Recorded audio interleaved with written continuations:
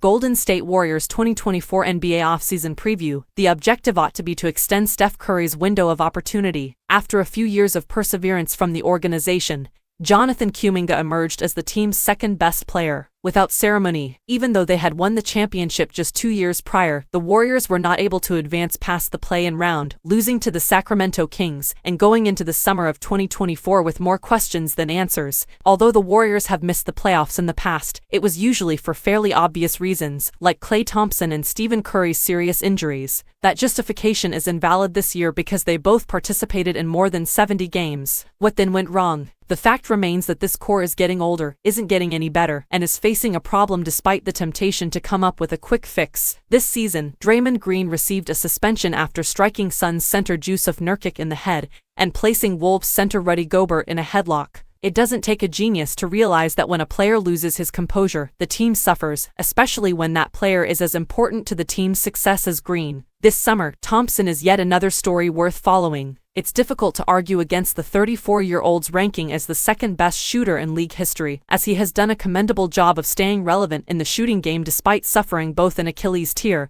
and an ACL tear. He has lost his defensive consistency, which was a pillar of his for many years, due to the injuries. Although he still puts in a lot of effort, his physical condition prevents him from being as productive as he once was. Even with all of his MVPs and championships, Curry is no longer a spring chicken. Curry turned 36 in March, but he still appears at least 10 years younger, so it's fair to question how much longer he can lead this team in the absence of his former all-star teammates. The players who can, like the aforementioned legendary trio Kuminga, Brandon Podziemski, and occasionally Moses Moody, are not on the same timeline.